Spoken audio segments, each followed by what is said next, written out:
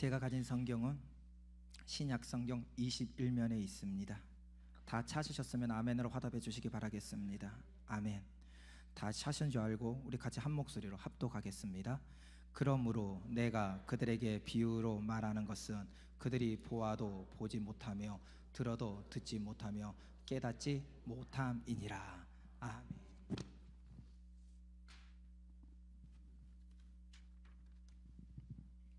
할렐루야. 오늘 이 귀한 시간 주님 앞에 나와 예배하는 모든 성도님들에게 하나님의 은혜가 임하기를 원합니다. 얼마 전에 저에게 전화가 왔습니다. 목사님, 날씨가 너무 좋은데 어디 바람 좀 쐬러 가시겠습니까? 라는 얘기예요.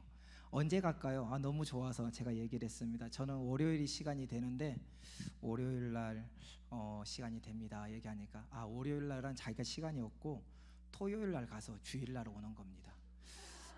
그래요? 그럼 주일 날 몇 시에 오나요? 하니까 주일 빨라도 5시, 새벽이 아니라 저녁 5시 정도 된다고 합니다. 그래서 제가 그 분에게 얘기를 했어요. 저에게 가자는 건 겁니까? 말자는 겁니까? 라고 하니까 그분은 구세군에 다니는 성도였는데 우리 구세군은 우리 이 신명중앙교회뿐만 아니라 다른 지역에 가서 그 교회에서 예배드리면 됩니다. 목사가 됐건 뭐가 됐건 사관이 됐건 어디에서나 예배드리면 되지 꼭 그 교회에 가서 예배드려야 되나요? 라고 얘기를 하는 거예요. 그래서 제가 얘기했습니다.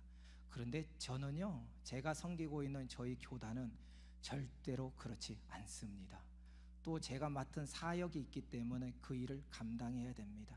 만약 제가 오지 않으면 얼마나 기뻐할지 모르겠지만 제가 슬픕니다 라고 얘기를 했어요. 그러니까 그분이 껄껄껄 웃으면서 끊으면서 나중에 전화 드리겠습니다 하는 거예요. 우리가 예배를 드리고 신앙생활하는 이유가 무엇일까요?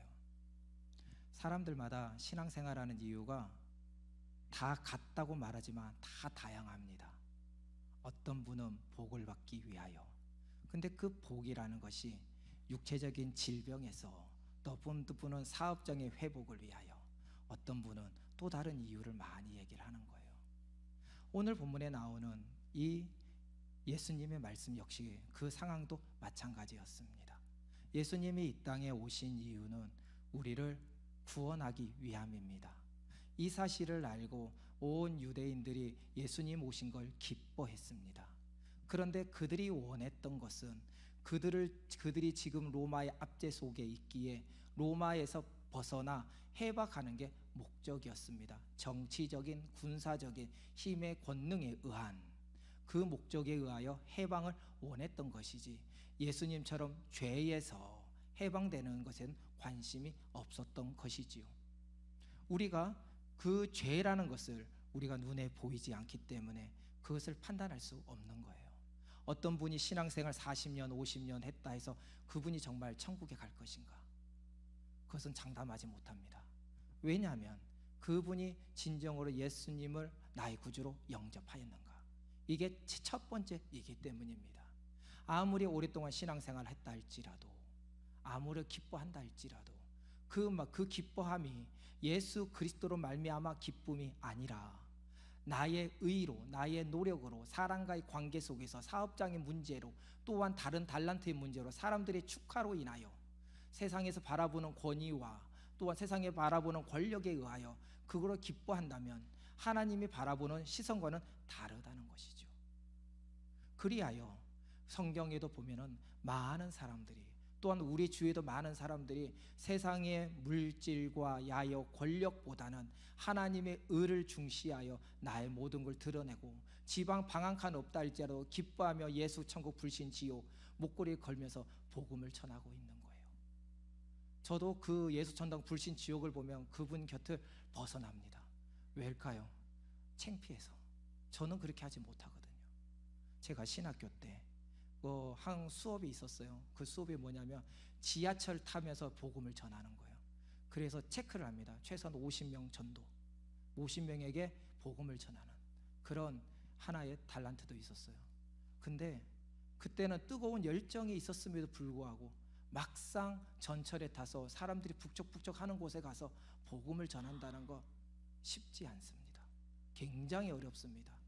교회 안에서는 바깥에서는 전도사라, 신학생이라, 목사라 말하며 나의 권위를 드러내지만 정작 그 복음을 전해야 될 자리에서는 입 한번 뻥끗하지 못하는 벙어리처럼 그 모습이 저였다는 것이죠. 오늘 본문에 바로 유대인들이 그런 모습이었습니다. 그리하여 예수님이 그 앞장에 보면은 그 가정에 갔더니 가정에서도 예수님이 찬밥 신세가 되었고, 그리고 이곳에 바닷가에 앉으니 수많은 사람들이 모였습니다.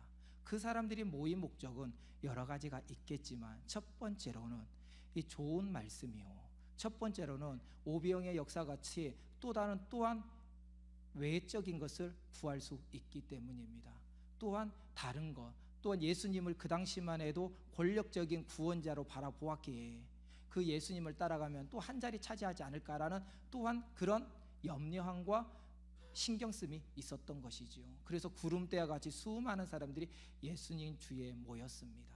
그때 예수님이 배 위에 앉아서 얘기를 하는 거예요. 천국이 무엇이라 생각하느냐? 천국이 무엇입니까? 하늘나라. 우리 자녀들에게 물어봤습니다. 우리 유초동부에게 한번 물어봤어요. 천국이 무엇이니? 하니까 하늘나라 가는 거예요. 저 구름 위에 손오공처럼 구름 타고 다니는 거예요. 맞아요. 그런 것도 하나의 방편이 될 수도 있겠지요. 그리하여 많은 사람들에게 천국에 대해서 의미를 제시를 하면 천국이 무엇입니까? 당신이 생각하는 천국이 무엇입니까? 라고 하면 이곳이 천국이요. 또 어떤 이는 지옥은 없습니다. 어떤 이는 내가 힘든 이 상황 속에서 사업이 잘 되는 게 천국이요. 어떤 이는 질병에서 너무 힘든데 이 질병에서 자유함을 얻는 게 천국이요. 어떤 분은 죽어서 가는 곳이 천국이요. 어떤 분은 다 다르다는 거예요. 물론 성경에서 말하는 하나님의 말씀, 강단에서 선포되는 말씀은 분명히 천국에 대한 메시지가 정확함에도 불구하고 각자 받아들이는 자는 다 다르다는 거예요. 제가 아는 한 목사님, 부산의 샤론 교회에 담임하는 박영국 목사님이십니다. 그 박영국 목사님은 이스라엘에서 박사학위까지 받고 거기에서 굉장히 옛날에 한 소시적에 한 10년 전에 열린다 그 성경이라는 그 책이 있었어요. 그 책을 쓴 저자와 함께 같이 공동 작업을 했던 분이에요. 그러니까 성경에 대해서 너무 빠삭하고 이스라엘에 대해서 너무 잘 아는 겁니다. 그래서 그곳에 가서 복음을 선포하는데 많은 사람들이 아멘 하면서 너무 놀라운 일이 벌어졌습니다. 눈물을 흘리고 기뻐하고 찬양했습니다. 그런데 그 교회가 어떤 교회였느냐면 그 목사님이 오기 전에 다락방 교회였어요.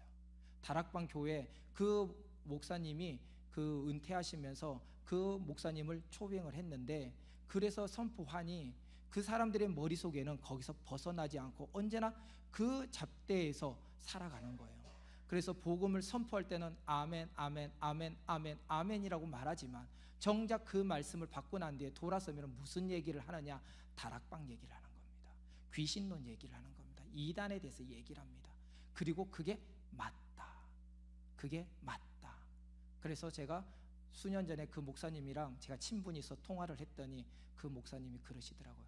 사람은 바뀌지 않더라. 바뀌긴 하더라도 내가 할 수 있는 게 아니더라. 오직 하나님만이 하실 수밖에 없더라. 그래서 지금은 말씀도 중요하지만 기도에 더 힘을 쓰고 모이는데 더 힘을 쓰고 또 세상을 향해 나가는 눈보다 하나님 앞에 돌아오기를 원하며 그들을 교회로 모이게 한다라는 얘기를 하시더라고요. 다시 말하자면 천국에 대해서 얘기를 함에도 그들은 알지 못한다는 거예요. 오늘 예수님은 그 사람들에게 4가지 밭에 대해서 얘기를 합니다. 씨 뿌리는 자가 뿌릴 때가 돼가지고 뿌리게 되었는데, 한 씨는 길가에, 한 씨는 돌밭에, 한 씨는 떨기나무 그 밭에, 하나는 좋은 밭에 떨어졌다는 거예요. 그런데 이 떨어진 씨에서 열매를 맺는 데가 어디느냐 살펴보니 길가에 떨어진 씨는 굴러서 새들의 밥이 되고, 또 흙이 얇은 그 돌밭에 떨어진 씨는 당장은 뿌리를 내려서 열매를 피고 꽃을 피는 것 같지만 당장 그 햇빛에 의해서 말라 죽어버리고, 가시떨기 위에 떨어진 그 씨는 자라기는 하는데 그 방해 요소가 너무 많아서 가시에 의해서 자라지 못하고 죽어버리더라. 그리고 좋은 밭에 떨어진 씨만이 온전히 사는데 영양분을 받고 또한 그곳에 열매를 맺고 30배, 60배, 100배의 열매를 맺더라. 그렇다면 천국이 어느 곳이냐? 씨 뿌리는 자, 이 씨는 말씀인데 이 말씀을 어떻게 받느냐에 따라서 그 사람이 바로 천국의 이 좋은 밭에 뿌려진 씨와 같이 열매를 맺는 것이고, 만약 그렇지 아니하다면 결국 죽어버리고 열매 맺지 못하더라. 너희들은 지금 어찌하느냐라고 비유를 얘기하고 있습니다. 비유. 예수님이 지금 4가지 씨에 대한 비유를 했을 때 우리 성도님들 이해가 가십니까? 무슨 말인지?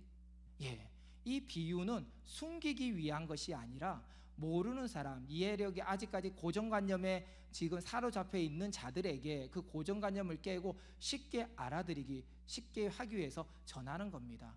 그래서 최고의 설교가가 누구느냐라고 말을 한다면 어린 자녀부터 장년에 노년에 이르기까지 모든 사람이 알아듣기 쉬운 말, 그래서 외국어나 다른 방언이나 그런 말을 하는 게 아니라 정말 알아듣기 쉽게 전하고 그 말을 아멘으로 받아들일 수 있는 게 바로 최고의 말씀이요 복음이다 라고 얘기를 합니다.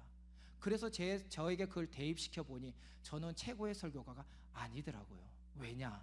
우리 유초동부에게 전했더니 아무도 못 알아듣습니다. 그래서 제가 우리 선생님들한테 당부를 해요. 잘 가르쳐달라. 잘 가르쳐달라.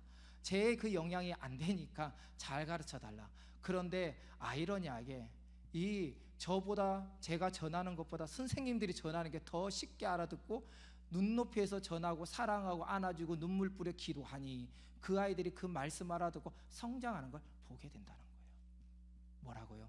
비유는 숨기고 남에게 비밀을 하기 위해서 비유를 든 게 아니라 알아듣기 쉽게 하기 위해서 전하는 게 비유라는 겁니다. 그리하여 이 비유를 예수님은 계속해서 이 씨 뿌리는 비유뿐만 아니라 곳곳에서 계속 자연과 섭리와 그 당시의 관계 상황 속에서 그 사람들에게 그걸 다 비유하여 전했던 것이죠. 알아듣기 쉽게. 그럼에도 들을 귀가 있는 자는 들을지어다 라는 말씀과 같이 그 말씀에 아멘으로 화답하며 변화된 사람이 있는가 하면 그것을 이해하지 못하고 끝까지 권력의 로마 압제에서 벗어나기 위하여 그것을 발부둥 친 사람이 있다는 것이죠. 왜냐하면 성경에 보면 3년의 공생의 기간 마지막 일주일 예수님이 예루살렘 입성한 후 그의 삶이 어땠습니까? 예수님이 나귀를 타고 들어갔습니다. 호산나 호산나 외쳤습니다. 모든 사람이 위에 만왕의 왕이라 외쳤습니다. 그런데 채 4일도 안 돼서 그 예수님을 어디에 박아서 못 박았습니다. 물론 소수의 사람이라 우리가 단정 짓지만 그 소수의 사람이 유대인을 대표할 수 있기에 너무나 안타까운 현실이 그들에게 있었다는 것이죠. 우리가 바라봐야 될 게 무엇이냐? 우리가 보고 깨닫고 나가야 될 게 무엇이냐? 예수님이 나의 구주라 믿었다면 그 말씀대로 살아가야 돼요. 그렇지 아니하고 평상시에는 나의 뜻과 나의 의와 나의 모든 것을 내 중심으로 살다가 예배 때만 그렇게 한다면 그것은 잘못된 삶이라 저는 확신합니다. 그러므로 우리는 항상 깨어 있어야 될 줄 믿습니다. 오늘 우리가 나누고자 하는 것은 지난 시간이 아니죠. 한 달 전 이 시간에 하나님의 교회에 대해서 잠시 나누었습니다. 오늘은 그에 이어서 신천지에 대해서 나누려고 합니다. 신천지를 사입이라고 말하는데 화면 한번 띄워주시겠습니까?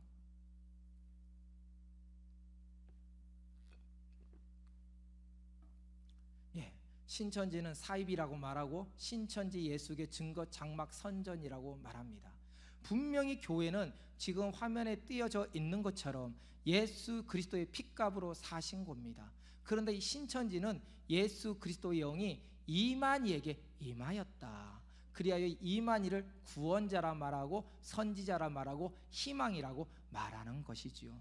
처음부터 잘못된 곳이 이 신천지임에도 불구하고 지금 신천지 신도수가 몇 명 정도 될 줄 아십니까? 신천지가 강구하는 것이 14만 4천 명이 되면 육체 영생을 한다고 말을 합니다. 그렇다면 14만 4천 명이 되지 않느냐라고 말한다면 그렇지 않다는 거예요. 지금은 14만 4천 명이 훨씬 넘어서 20만 명, 24만 명 정도 된다고 합니다. 그리고 더불어 이 나라에서만 벗어나서 지금 필리핀, 미국 이 전 세계에 퍼져가지고 그곳에서 지금 신천지 교회를 세워 나가고 있으며, 지금 독일에서는 이 신천지로 인해서 폐가망신하는 교회들이, 가정들이 날로 늘어가고 있다라고 계속 지금 나오고 있습니다. 그래서 우리는 깨어 있어야 하는데, 그 어떻게 깨어 있어야 되느냐? 먼저 신천지에 대해서 알아야 된다라는 것이죠. 신천지는 신천지 총회장인 이만희는 제가 찾아보니까 1931년 음력으로 7월 31일이죠.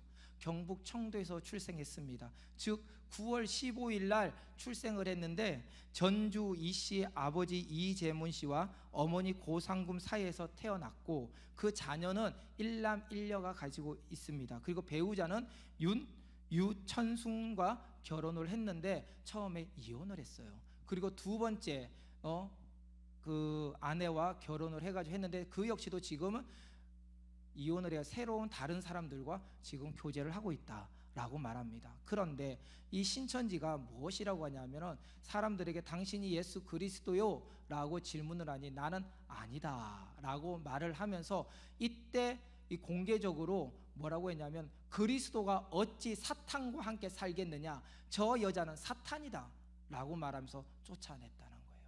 두 분의 여자, 아내, 전처였던 분들을 그런 식으로 쫓아내면서 자신과 관계가 없는 피해를 입히면 무엇이라? 사탄이라 치부하는 자가 이만희입니다. 이 이만희는 1931년도에 청도에서 출생하여 나와 있듯이 1957년에 박태선 교주의 전도관에 입교를 합니다. 너무나 잘 아는 거죠. 그리고 1967년 유재열 교주의 과천 장막 성전에 입교를 했고, 1969년에는 장막 성전에서 탈퇴하여 자칭 재림 예수 모경득이라는 사람을 추종하게 됩니다. 그리고 몇 년 채 되지 않아 가지고 또 백만봉의 제자가 되는 거예요. 우리나라의 그 이단의 계보를 다 습득한 사람이 이만희였습니다. 그리고 돌아오는 길에 통일교 신자를 만나게 되는데, 통일교 신자와 또한 2년에서 3년 정도 같이 이 생활을 하면서 통일교 교리를 받아들이게 되는 거예요. 그리고 난데 1984년 3월 14일 날 신천지를 창립하게 됩니다. 우리나라에 있는 모든 이단들의 종합 세트가 신천지가 되는 것입니다. 그리하여 신천지 교리는 이 중심으로 해서 교리는 예수 그리스도 대신 이만이고, 육체 영생을 꿈꾸며 14만 4천 명의 신도가 채워지면 육체 영생이 이루어진다고 말하고 있는 것이죠.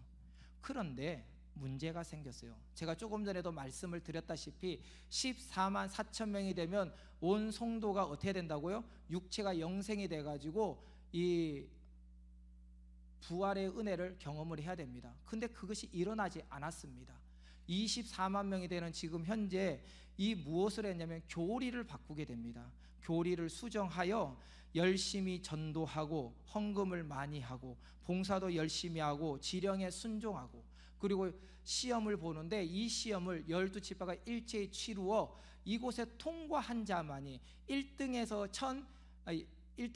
14만 4천 명 등의 순위에 드는 사람만이 육체 영생을 할 수 있다라고 말을 하는 겁니다. 그리고 총회 등록부에 기록되는데 이것이 바로 생명책이다. 이 생명책에 기록되기 위해서는 이 시험을 통과해야 된다고 말을 하는 거예요. 즉 신천지에 들어가려면 두 번의 시험을 걸쳐야 되는데, 처음에 입교하여 7개월 동안 그것서 복음방에서 이게 시험을 보고, 그리고 통과된 후에 다시 지금 화면에 나와 있듯이, 지금 저 화면이 12지파 각 도마다 12지파를 세워서 모든 사람들이 일제히 시험을 보는 거예요. 14만 4천 명 안에 들기 위해서. 그래 한날 한시에 시험을 보아가지고 통과한 사람만이 이 영생을 얻을 수 있다라고 말하고 있다는 것이죠. 그래서 이 신천지 신도들은 이곳에 들기 위해서 가정과 그리고 직장과 또 자녀를 다 버리고 이곳에 올인하게 되는 거예요. 왜냐하면 당장 조금만 있으면 본인이 육체 영생할 수 있기 때문입니다. 그래야 신천지 신도들은 이를 위해서 몸과 마음, 물질뿐만 아니라 시험까지 준비하게 되는 거예요. 그리하여 신천지로서 살아가게 됩니다. 신천지로서 아까 시험을 2번 본다고 했잖아요. 그중 첫 번째 시험 바로 7개월 차가 되면요, 그 시험에 통과하게 되면은 ID 카드가 나온다고 합니다. 우리가 어디에 들어가면은 대기업 같은 데 보면 카드가 있어서 찍고 들어가잖아요. 이와 같이 신천지 예배당에 들어가기 위해서는 ID 카드가 있는데, 이 ID 카드는 어떤 사람이 받느냐면 신천지 교인 시험에 통과한 사람만 받게 되는 거예요. 즉 우리에게는 주민등록증이 있습니다. 주민등록번호가 있는데 이 번호를 새롭게 받는 겁니다. 그리하여 이 신천지 성도들, 신도들은 여기에 대해 목숨을 거는 거예요. 저것만 있으면 나는 구원받을 수 있다. 눈에 당장 보이기 때문에. 그래서 그들은 그것을 위해서 몸을 바친다는 거예요. 그리고 각 지역마다 방언이 있듯이 이 신천지에게도 쓰는 용어들이 있습니다. 어떤 것이 있냐면 배도, 멸망, 구원, 열매, 잎사귀들이 있어요. 그리고 신천지들끼리 쓰는 수신호가 있는데, 우리 성도님들 혹시 V자 이렇게 할 수 있나요? V자 사진 찍으면 보통 어떻게 하나요? 요즘 저희 아이가 가는데 사진 찍으면 뭐 이렇게도 하고 뭐 이렇게도 하고 막 이렇게 합니다. 근데 신천지인들은 이렇게, 이게 신천지인들의 수신호입니다. 이것을 길에 가다가 전도 대상자가 있는데 신천지인이 접근을 하잖아요. 그러면은 이것을 가슴에 이렇게 대요. 그러면 나는 신천지입니다. 그러니까 나한테 오지 말고 다른 사람 공략하세요 라는 의미예요. 이것은 이만희가 가장 많이 쓰는 신천지인데, 이 뜻이 무엇이냐면 신앙을 지켜내고 이겨내서 자기네들은 이기고 나온 모인 그룹이라는 승리, 빅토리라는 의미에서 염지와 검지를 들고 이 표시를 합니다. 그리고 2번째 질문을 하게 되는데, 당신이 좋아하는 색깔은 무엇입니까? 라는 질문을 해요. 홍일환 집사님은 무슨 색깔을 좋아하세요? 예, 빨간색이요. 다행이다, 빨간색이 없습니다. 네, 지금 저 색깔이 뭐냐면요, 저 지도가 아까 12지파를 나누어진 건데요, 거기에마다 다 색깔이 있습니다. 보면요, 요한 지파는 과천, 녹보색이고, 이 베드로는 광주, 밑에 쭉쭉쭉쭉 나와 있지요. 그래가지고 예를 들면 우리 부평이나 이 부천 같은 경우는 옅은 노란색이 마태 지파, 바돌로메 지파가 이 부천과 이쪽 인천 지역이에요. 그래서 그것을 물어보고 거의 색깔을 얘기해요. 아, 당신은 요한 지파군요, 야고보 지파군요, 당신은 그곳에서 열심히 사명 감당하십시오 하면서 벗어난다는 겁니다.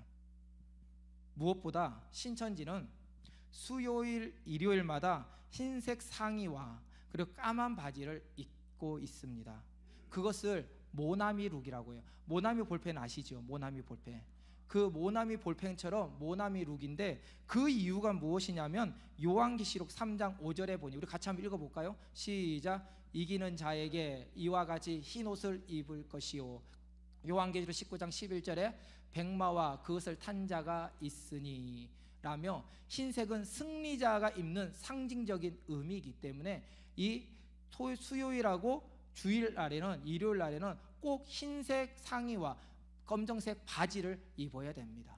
그리고 염색은 무조건 금지요, 짧은 치마, 여자들 짧은 치마 금지며, 예배 때 귀걸이 금지이며 네일아트 금지입니다. 왜냐하면 귀걸이는 종의 상징이기 때문에 안 된다는 거예요. 이 모든 것이 어디서 나왔냐면 이만희 씨의 나이가 꽤 오래 되었어요. 지금 93세, 94세 정도 된다고 말하지요. 그러다 보니 50년대, 60년대에 멈춰 있기에 그때의 모든 것들이 지금 계속 이루어지고 있는 거예요. 그래서 혹시나 이 길거리 가는데 수요일날, 주일날 하얀색 옷을 입고 검은 바지를 입었다면 혹시 한번 생각해 보십시오. 근데 우리나라 사람들이요, 하얀색 옷을 가장 좋아하고 또 검정 바지를 가장 좋아합니다. 그래서 분간은 안 되는데 그렇다는 거예요. 그것이 우리가 알고 접근하는 사람이 그런 옷을 입었다면 우리가 대처할 수 있기 때문에 생각할 필요성이 있다는 겁니다. 이게 신천지가 이런 구체적인, 어떻게 보면은 굉장히 말도 안 되는 상황 속에서 지금 이단을 이끌고 있는데, 그럼에도 어떻게 30년 만에 24만 명이, 또 외국까지 하면은 더 많은 사람들이 이렇게 포섭이 되고 있느냐 한다면요, 그것은 성장을 이룰 수 있는 단계가 있다는 거예요. 뭐냐면은 첫 번째는 치밀한 사전 조사입니다. 우리는 가가지고 믿든지 아니 믿든지 가서 예수 믿고 구원 받으세요 라고 전하고, 아니 믿으면 그 사람을 위해 기도하고 돌아서면 끝나는데, 이 신천지는 누구냐, 황인재라는 사람을 택하였다 한다면 그 사람에 대해서 알아보기 시작하는 거예요. 제가 아는 공주에 있는 한 교회 목사님하고 대화를 하는데, 그 목사님 그런 얘기를 하는 겁니다. 그 공주에 공주대학교가 있는데, 공주대학교의 3분의 1, 2분의 1 이상이 다 신천지입니다 라고 말할 정도로 대학교에, 전국에 있는 대학교에 신천지가 포섭이 되어 있는 상황이고, 그러다 보니까 신천지인들이 어마어마하게 많다. 누가 신천지인지 청년 20명 중에 한 명이 신천지라고 생각하면 된다. 그렇기 때문에 내 아들은, 내 자녀는 아니다 라고 판단하면 안 된다는 거예요.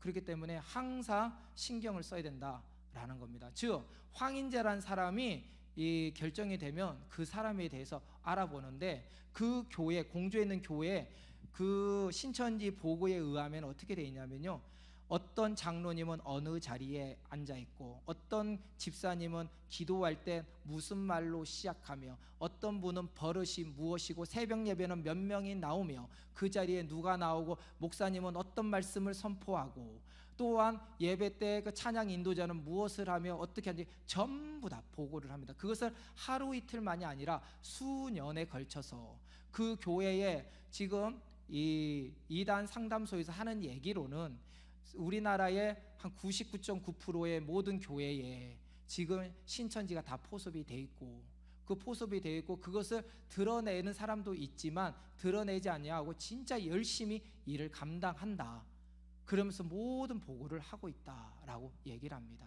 제가 저기 첫째 치밀한 사저조사, 바로 합자라고 말하는데, 그 합자란 말이 뭐냐면 이 신천지에서 쓰는 용어인데요, 포섭에 합당한 자, 저 사람이 우리 신천지에 들어올 수 있느냐 아닌자를 정한 거고, 그것이 당연하다 생각하는 사람입니다. 황인재라는 사람이 저 사람 괜찮네, 저 사람은 외모뿐만 아니라 얼굴도 잘생겼고 설교도 잘해서 우리 합자다, 이게 아니라 우리에 맞는 여러 가지 덕목에 따라 거기에 합당하다라고 말을 하는 겁니다. 그래서 선정 기준표라는 게 정해져 있는데, 선정 기준표에 맞는 사람이 합자라는 거예요.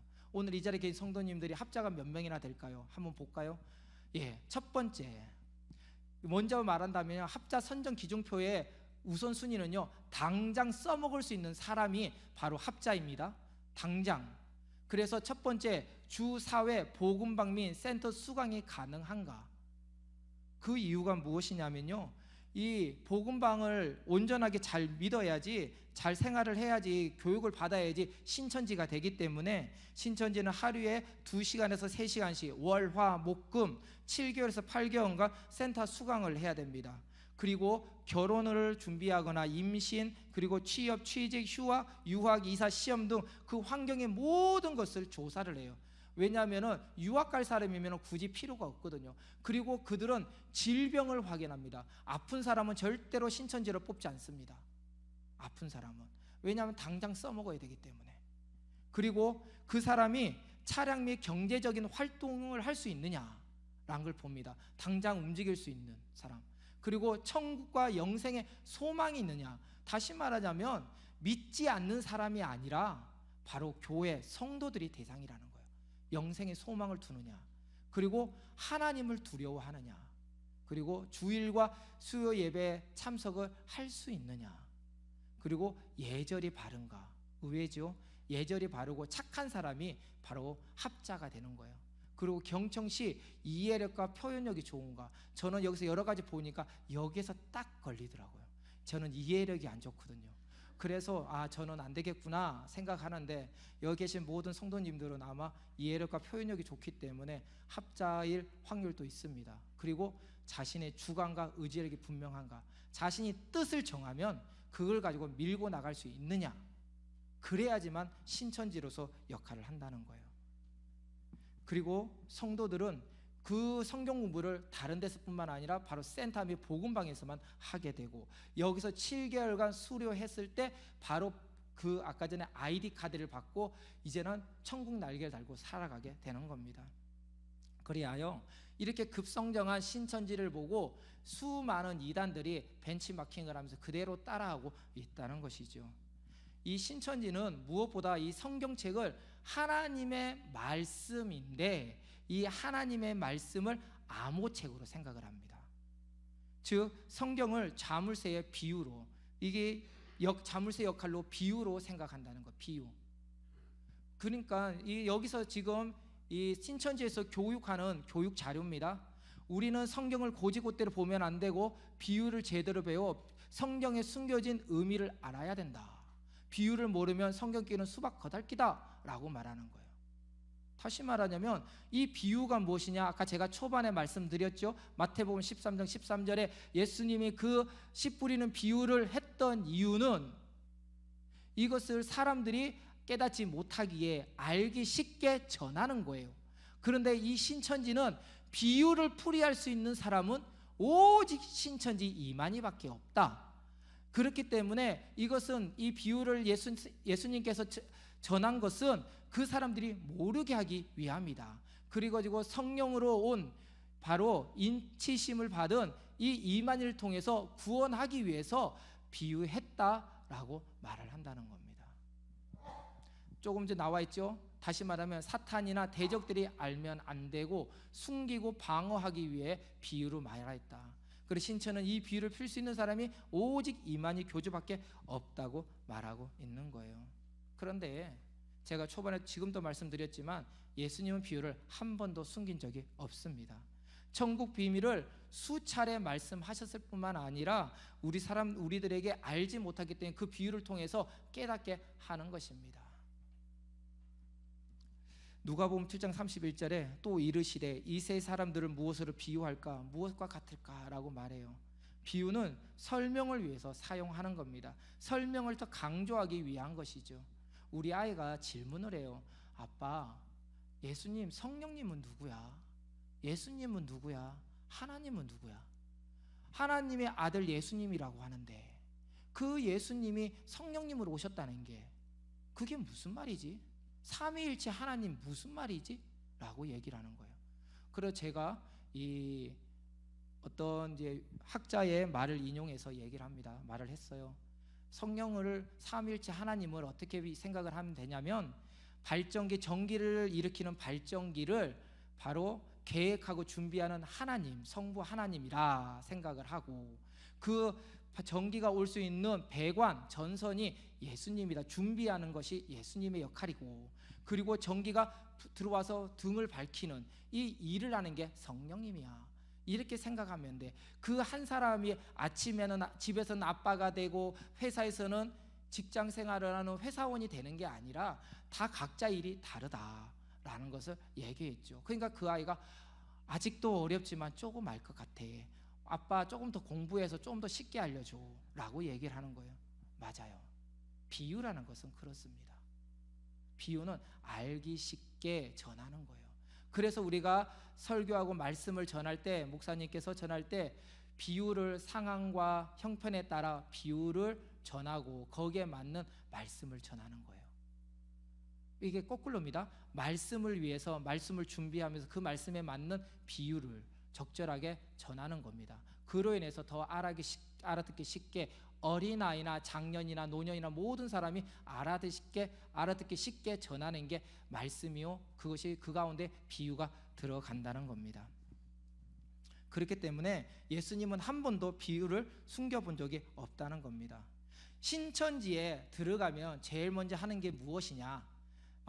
제가 이제 일반적인 이제 신천지를 준비하면서 우리가 이 복도에도 적혀 있는데 뭐 실천지 씨 뿌리는 뭐 여러 가지가 있는데 그것은 우리가 너무 많이 들었던 얘기고 포섭 방법이나 이제 그런 것에 대해서 제가 지금 전하고 있어요. 신천지에 입문하면 제일 먼저 배우는 것이 선악 구분입니다. 선이 무엇입니까? 선. 하나님께 속한 것이 선이에요. 그러면 악은 무엇입니까? 하나님께 속하지 않은 것이 악입니다. 신천지는 이것을 인용하여 뭐라고 하냐면 그렇기 때문에 신천지 이득이 되면 선이 되고 신천지 해가 되면 악이다.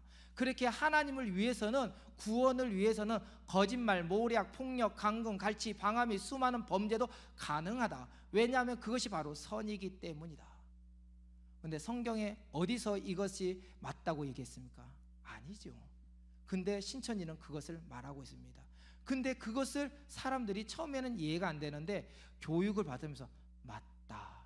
그래서 간간히 보면 교회 방화가 일어나고, 또한 사람도 죽이며, 또한 갈취하고 감금하고 폭행하는 일들이 너무나 많이 우리는 듣고 있습니다.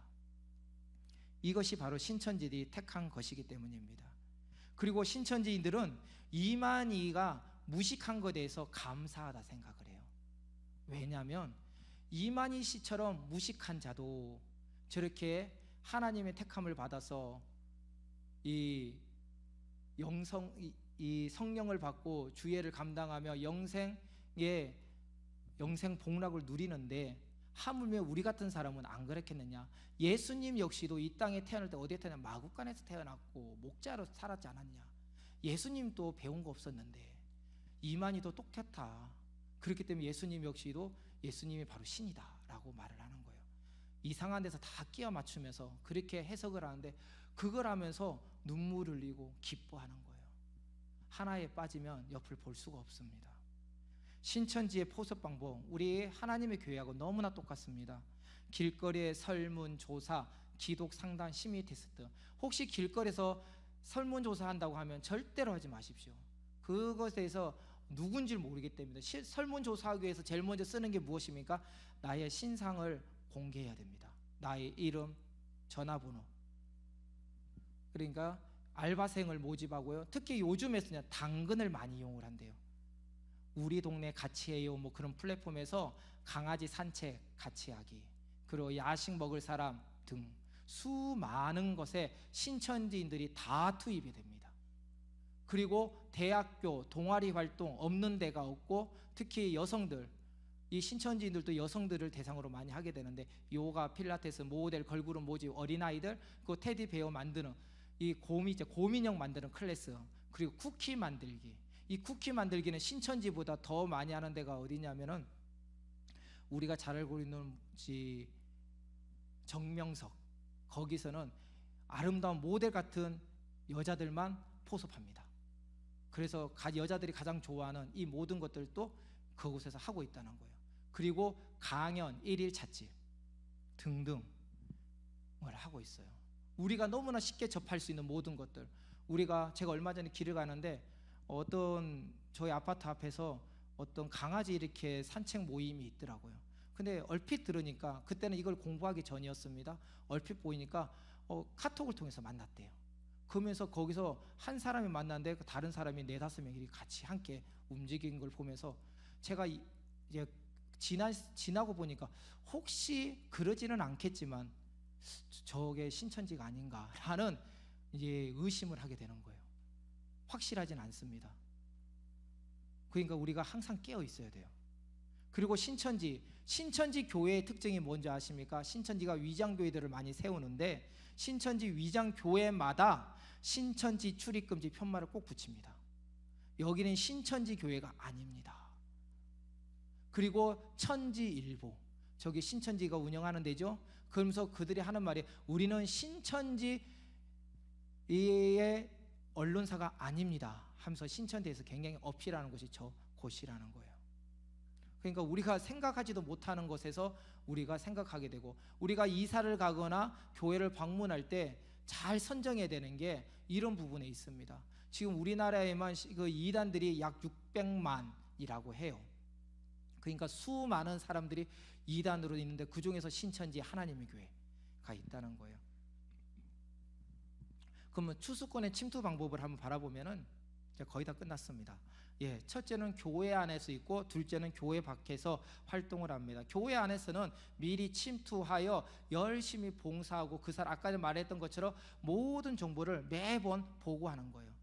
얼마 전에 유명 연예인 부인이 이 신천지라고 나왔죠. 그래가 그 부인이 하는 일이 뭐냐면, 알아봤더니 연예인 누구 그 하루에 일과가 어떻고 무엇을 하고 무엇을 먹으며 행동, 그런 거 전부 다 보고하고 있어요. 그것이 어디냐면 연예인뿐만 아니라 이 교회 안에서도 지금 하고 있는 거예요.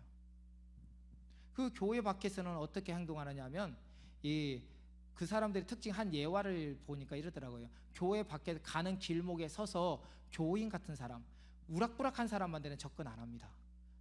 굉장히 순하고 굉장히 신실하실 것 같은 사람에게 접근을 해요. 접근을 해가지고 그 사람에 가서 이런 얘기를 해요. 내가 아는 사람이, 혹시 이런 경험 해보셨나요? 저도 몇 번 그런 걸 경험했는데, 내가 아는 사람이 신앙생활 열심히 하다가 지금 목자로서 지금 시험 들어가지고 지금 낙심했다가 다시 일어나려고 해요. 그래서 제가 여기 없어서 제가 같이 있으면은 같이 올 텐데 제가 여기 멀리 있다 보니까 이 교회에, 특히 교회에 인도하면 좋을 것 같아서 지금 제가 말합니다 라고 얘기를 합니다. 그래서 요즘 전도가 되지 않는 상황 속에서 대부분의 일반 성도들은 그래요 하고 그분의 전화번호를 받게 되지요. 그러면 그때부터 내가 그 사람을 전도하는 게 아니라 그 사람이 가만히 있으면서 나의 모든 정보를 알아서 다 파악을 하는 겁니다. 그러면 교회는 어떻고 누구 이 교회 담임 목사님이 누구누구고 또 누구누구고 우리 교회는 너무 좋고 우리 교회는 말씀 중심이고 교단이 어떻고 뭐고 다 얘기를 하게 되는 거예요. 가만히 있어서. 그리고 난데 그 사람이 전화를 오면은 바로 오는 게 아니라 보통 3개월 정도 뜸을 들입니다. 나 시험 들어서 나 지금 당장 못 가요. 그러면서 한 달에 한두 차례씩 만나요. 만나면 카페에서 만나면서 이런 얘기 저런 얘기 하면서 이런 얘기를 합니다. 저에게 믿음을 주셨던 분이 있는데, 우리가 잘 알아야 돼. 믿음을 주신 분은 누구냐? 하나님입니다. 성령님입니다. 그런데 그분들의 특징은 하나님을 얘기하는 게 아니라 믿음을 주는 그 선교사님이 있는데 그분으로 인해서 내가 신앙생활을 하게 되었습니다. 그런데 그분이 지금 멀리 지방으로 가거나 아니면 어디로 간다? 외국으로 이사를 가게 됐어요. 멀리 가게 되었어요. 그래서 지금 없습니다. 그리고 난 뒤에 같이 또 교제하는데 한 달 정도 지난 다음에, 아까 몇 개월 바깥에서 있는다고 했죠. 3개월이라고 했잖아요. 첫 달 동안은 그런 과정을 하고 나면 두째 달 정도 되면은 갑자기 교제하고 있는 전화가 따르르르 옵니다. 선교사님, 언제 출국하셨습니까? 언제 오셨어요? 지방에서 언제 오셨어요? 네, 이 근처에 지나가고 있는데 한번 얼굴 보고 싶어서 얘기를 하게 돼요. 그럼 어떻게 될까요? 그러면 물어보겠죠. 지금 그분이 나에게 믿음 주셨던 그분이 지나간다는데 합석해도 될까요? 예, 괜찮습니다. 누구면 어떻습니까? 합석을 해요. 그러면 그때부터 그 사람은 찍혀서 이제 합자가 되는 거예요. 아까 말했던. 그리고 난데 3개월이 지난 후에 들어가서 보고를 하기 시작하는 거예요. 그 사람은 그러면 그 사람과의 관계 속에서 어느 정도 이 사람에서 인식이 굉장히 좋아졌겠죠. 이 사람은 시험이 들었지 굉장히 열심히 하는 분이구나 라는 생각을 하고 있을 뿐이죠. 그리고 난데 그 사람이 그곳에서 하게 되는데 교회에 따라서 산 옮기기를 하게 되는 거예요. 산 옮기기가 무엇이냐? 교회에 보면은 산 옮기기의 첫 번째 조건, 교회가 시끄러운 교회입니다. 이것도 시끄럽고 저것도 시끄럽고 불만과 불평이 많은 교회. 그리고 두 번째, 담임 목사님이 개척한 교회가 아니라 부임한 교회. 왜냐하면 부임한 교회의 목사님은 힘이 없습니다. 그래서 그 목사님을 잡아요. 그리고 그곳에 들어가요. 그리고 열심히 합니다. 열심히 하면서 무엇을 하냐면 요직을 따지는 거죠. 예를 들면은 성가 대원도 하고 뭐도 하고 자기 달란트대로 막 하면서, 그리고 그 교회 상황을 보고 그 교회에서 방언을 한다. 그러면 열심히 따따따따 따라하고, 또 그러지 않고 말씀 묵상한다. 그러면 열심히 자기가 그 성경 말씀을 인용해서 계속 그렇게 보여지는 거예요. 그것을 사람들에게 보여주기 시작합니다. 그럼 그 사람들이 믿음이 갈까요, 안 갈까요? 가지요. 가고 난 뒤에 그리고 전도를 하기 시작합니다. 어떻게 전도를 하느냐? 가장 열심히 하는 분, 교회에서 가장 믿음 좋은 분 같을 분과 같이 전도를 하게 되는데, 그곳에서 자기가 심어 놓은 사람을 만나게 되는 거예요. 내가 12시에 이분과 같이 이 골목을 돌아서 전도를 할 거니 그곳에서 만나자 라고 얘기를 합니다. 그리고 그 사람을 만나고 전도를 해요. 그래가지고 누구를 데려온다? 신천지인들을 교회로 데려온다. 그러니까 지금 교회 전도 돼요, 안 돼요? 안 돼요.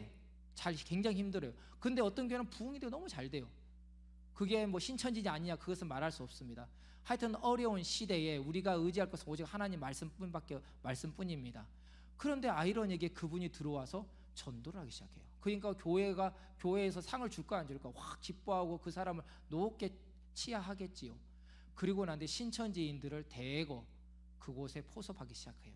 그리고 아까 전에 산홍기기 학교에서는 누가 나가야 될까요? 담임 목사님이 나가야 되겠지요.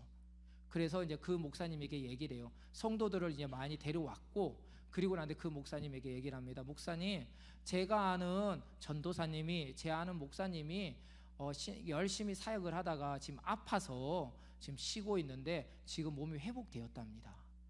근데 그분을 모시면 어떨까요? 정말 열심히 할 텐데. 그리고 그 목사님은요, 사례비를 안 받는데요. 자기가 주신 은혜가 있기 때문에 열심히 하겠답니다. 그러면은 교회의 재정이나 여러 가지 상황 속에서 어떻게 하냐면은 모시겠지요. 그러면은 그분이 교회에 들어와서 어떤 일을 하냐면 교육 전도사는 하지 않습니다. 신방 사역, 전임 사역을 합니다. 왜냐하면 교육을 하게 되면 성도들 간의 관계를 못 맺기 때문에 전임 사역을 하면서 이제 성도들과 전화 계속하고 만나고 하면서 자기 사람을 만들어가는 거예요. 그리고 난 뒤에 그곳에 만약 교회에 다른 황인재라는 부목사가 있었다 하면은 이 황인재 부목사를 자기 신천지인이나 아니면 기존에 있던 성도 중에서 분란을 일으켜요. 그리고 이간질을 합니다. 황 목사가 말이야, 당신이 이런 얘기를 했어. 그리고 황 목사님, 저 성도가 상도 이런 얘기를 했어요. 막 일으켜요. 그리고 성도들에게 막 일으켜요. 막 하면서 막 더블더블 합니다. 더블더블 합니다. 막 얘기하면 그러면 어떻게 될까요? 그 얘기가 목사님 귀에 들어가지요. 그 목사님 굉장히 불편해. 내가 볼 때 황사님 열심히 했는데, 근데 교회는 사역자는 떠나면 그만이다. 다른 곳에서 하나님 인도하심 있겠지. 성도는 안 된다. 사역자는 다른 곳 사역할 수 있지만 성도가 실족하면 안 된다 라고 생각하기 때문에 황 목사님 내일 떠나십시오. 하나님이 좋은 곳으로 인도하실 겁니다. 기도하겠습니다. 저 그런 적이 있거든요. 그럼 열받아요. 뭐 하루아침에 이게 뭐야. 이렇게 되는 거예요. 그런데 교회 방침이 그래 맞아요. 그러면서 떠나요. 사역자들은 군말 없이. 저처럼 생각하는 사람 없습니다. 다들 예, 하나님의 인도하심이 있겠죠. 떠나요. 그리고 난 뒤에 아까 그 전도사 목사를 심습니다. 그리고 성도들의 90%를 다 자기 사람으로 만드는 거예요. 그리고 난 뒤에 마지막 남은 사람이 누굴까요? 담임 목사님이죠. 그러면 담임 목사님을 쫓아낼 수 있는 방법이 뭐가 있을까요? 장로님들 이용하는 겁니다. 그리고 중직자들 이용하는 겁니다. 그리고 장로님에게 얘기를 하는 거예요. 샤바샤바샤바샤바샤바. 그리고 목사님도 샤바샤바. 근데 이제 신앙이 깊은 사람들은 그 말이 현혹되지 않아요. 그래요. 내가 이제까지 봐왔던 목사님은 그렇지 않은 분이다 라고 생각을 합니다. 그런데 그렇지 않은 분들은 아까 말했죠. 돌밭에 뿌려진 씨는 뭐라고요? 뿌리를 깊게 내리지 못하니까 말라 비틀어 버리는 거예요. 그러니까 결국 믿음의 뿌리가 없고 관계가 없다 보니까 그 말이 현혹이 돼가지고 안 그래도 내가 불편한데, 내가 싫은데, 이런 생각이 어느 순간 탁 들어버리는 거예요. 그리고 난 뒤에 그 장로님과 그 중직자들을 중심으로 하나가 돼서 목사님을 내보내는 겁니다. 그리하여 결국은 그 신천지가 교회가 되는 거예요. 다시 말하면 그 신천지는 교회 성도들을 먹기 위함도 있지만 그 건물, 재정적인 부분을 차지하기 위해서 산업경기를 하는 경우들이 많습니다. 신천지의 사업의 주요 계층들은 신천지 교인들이에요. 지금 뭐 통일교처럼 뭐 농심이나 그런 데 다 통일교잖아요. 그 삼육두유 같은 경우도 다시 통일교입니다. 그런 뭐 사업을 하는 게 아니라 이 신천지인들은 신천지 교인들에게 돈을 갈취합니다. 예를 들면 이만희가 생일이 되었어요. 그러면 청년들에게 2만 원씩 꽂고 장년들에게 3, 4만 원씩 걷습니다. 얼마 안 됩니다. 맞죠? 그런데 아까 전에 성도수가 20만 명이 넘는다 했어요. 그럼 20만 곱하기 2만 원 해보십시오. 그럼 얼마일까요? 3만 하면 60억, 40억에서 60억을 생일을 갈취하는 거예요. 그리고 자기의 전 재산을 드려야 된다라고 말하기 때문에 온갖 것을 다 합니다. 이혼시키고 사업도 다 망하게 하고 이렇게 하는 거예요. 이런 일을 신천지가 하는 겁니다. 그리고 조금 전에 나와 있듯이 그리하여 30년 만에 신천지의 자산이 공식적으로 5,513억 원, 이게 약 4년 전에 나왔던 통계입니다. 그런데 그것은 실제 신천지 자금 추산처는 1조 600억이래요. 지금은 약 2조 정도 된다고 말합니다. 그것을 신천지가 굴리고 있는 거예요. 그걸 누가 한다? 이만희 외 그 주요 계층들이 다 그것을 누리고 있다는 거예요. 결국은 공산주의, 지금 저 북한과 같이 동일한 모습을 지금 신천지가 똑같이 하고 있습니다. 그리고 근데 이런 거짓말이 다시 말하자면 일반 우리 성도들뿐만 아니라 신천지인들에게도 하는데, 특별히 이 한 예시는 한번 화면, 영핵이라는 화면 한번 띄워보시겠습니까? 예, 영핵. 이 영핵이라는 책자가 1996년도에 발행한 책자입니다. 영적 핵심이라는 책인데요. 이 내용을 보니까 뭐가냐면 미국 뉴욕 엠파이어 스테이트 빌딩에 위치한 신천지 교육관 정식 허가증이 있어요. 한번 봐주실까요? 이렇게 허가증이 있습니다. 그러면서 그 신도들에게 얘기를 해요. 우리가 뉴욕 엠파이어 스테이트 빌딩에 허가증을 갖고 지금 신천지 교육관을 냈다라고 말합니다. 근데 그 신천지에서 나온 사람이 이것이 정말일까 확인해 본 결과 한 장 넘겨주시겠습니까? 바로 미국 주식 증서를 이것을 위조한 거예요. 그런데 신천지 교인들은 아무도 이것을 확인하지 않습니다. 왜 그럴까요? 믿기 때문이에요. 믿기 때문입니다. 그러니까 우리가 신앙생활할 때, 우리가 교회를 옮기거나 할 때 무엇을 합니까? 제일 먼저 보는 게요, 목사님 말씀 교회 분위기 보잖아요. 근데 어디서 보냐면 현장에 와서 보기도 하지만 유튜브나 홈페이지를 보게 돼요. 그래서 홈페이지가 굉장히 중요한 거예요. 홈페이지를 통해서 우리를 드러낼 수 있기 때문입니다. 제가 얼마 전에 이제 그저께 우리 전에 섬겼던 간사님이 이제 문제가 있어서, 서류적인 문제가 있어서 저한테 요청하기 위해서 왔어요. 근데 저한테 그런 얘기를 하는 거예요. 목사님, 왜 목사님께 홈페이지 없어요? 요즘 조그만 교도 다 홈페이지 있는데 왜 홈페이지 없을까? 라고 얘기를 해요. 요즘 홈페이지 없는 교도 있네요. 내가 하하하 웃었어요. 그런 말 하지 마세요. 교회마다 상황은 다 다릅니다. 교회마다 상황을 다, 그거 가지고 판단하면 안 됩니다 라고 얘기했어요. 그래서 제가 목사님한테 건의해서 홈페이지를 한번 만들면 좋겠다. 나도 처음에 그런 생각을 했는데 이런 생각을 하게 됐어요. 홈페이지를 봐요. 홈페이지 없는 교회 없잖아요. 홈페이지는 우리 교회의 얼굴이거든요. 어느 누가 요즘은 유튜브로 그 실시간으로 다 보게 되는데, 유튜브로 보는 것은 그게 거짓인지 아닌지 판단할 수 없어요. 그런데 그 홈페이지를 통해서 보게 되고 방문하게 되고 그를 통해서 접촉하면서 교회에 대해서 알아가는 거예요. 이것을 해야 되는데 이 신천지는 그것을 하지 않아요. 왜냐하면 믿기 때문에. 그래서 교회를 선정을 할 때 유튜브를 통해서 홈페이지를 보게 되고, 말씀이 좋다. 우리 목사님이 올해 초에 그 정오에 12시에 기도 나오는 거 아시죠? 모르셨나요? 12시가 되면요 기도문이 나와요. 목사님 기도하는 것 보고 많은 사람 저한테 문의가 와요. 담임 청가면 목사님 기도문이 너무 좋아요. 좀 보내주세요 해서 제가 목사님한테 말해가지고 막 보내드리기도 했어요. 그렇게 하면 사람들이 언론을 통해서 그것을 보게 되고 은혜 받게 되는 거예요. 그러면 관심 있고 교단 또 장로교고 합동이네 정통이네, 나도 지금 그 같은 교단이니까 이사를 가면 이 교회로 가야 되겠다 라고 하면서 다른 교회보다 먼저 우리 교회를 방문하게 되는 겁니다. 제가 전에 섬겼던 교회가 전에 그 교회가 성령의 역사하는 교회인데, 그 성령의 역사하는 교회 원래 연희감리교회의 한 교회였어요. 근데 연희감리교회가 처음에는 300명 정도 되었답니다. 근데 청라가 이게 신도시가 되었잖아요. 그러면서 많은 사람이 그 교회를 찾다가 그 목사님 설교를 듣게 된 거예요. 그 설교를 듣게 되면서 말씀 괜찮다 해가지고 1년 사이에 1,500명이 되었어요. 네, 그런 역할을 하는 거예요. 요즘은 옛날같이 하면 안 돼. 옛날에 그 방법도 있지만 요즘 시대에 맞춰서 가는 거예요. 그렇게 가는 겁니다. 이렇게 하면서 교회를 찾게 되는 거거든요. 이처럼 우리가 신앙생활할 때 이것 분간을 하듯이 신천지들은 자기가 의심하면은 우리와 달리 의심하면은 믿음이 없는 거다라 생각을 하기 때문에 그들은 이것을 의심하지 않습니다. 그리고 신천지들은 만약에 의심을 하게 되잖아요. 신천지 그 강사님, 저는요 한번 생각해도 이것이 이해가 안 돼요 라고 말하잖아요.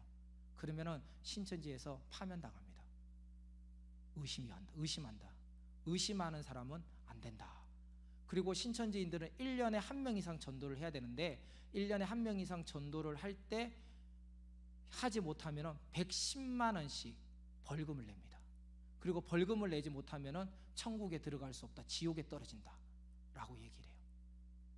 아까 말했죠, 이만희 씨가 자기하고 이혼한 전처에게 뭐라고 했습니까? 사탄이라고 말을 해요. 그리고 말하면서 사탄이, 그리스도가 사탄하고 살게 되면 지옥 가는 거야. 나는 그리스도이기 때문에 사탄과 같이 나는 지옥 갈 거야. 그래서 내가 사탄을 버린 거야 라고 얘기를 한답니다.